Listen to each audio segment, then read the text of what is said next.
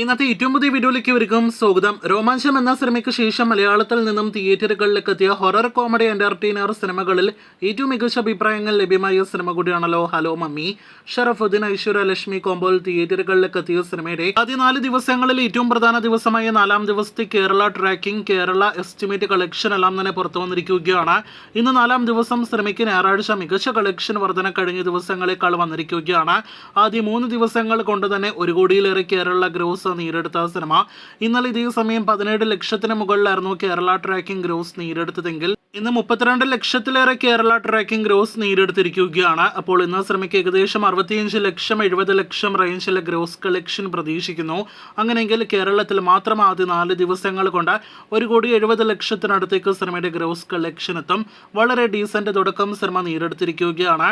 World wide collection estimate report നിലവിൽ ലഭ്യമല്ല.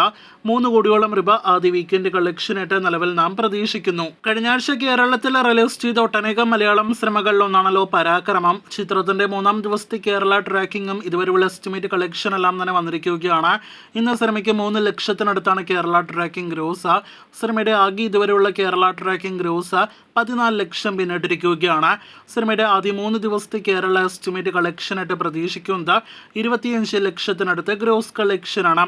സിനിമയ്ക്ക് ഒരു ഓക്കെ തുടക്കം മാത്രമേ വന്നിട്ടുള്ളൂ. കാത്തിരിക്കൂ കൂടുതൽ ഇതുപോലുള്ള ബോക്സ് ഓഫീസ് റിപ്പോർട്ടുകൾക്ക്.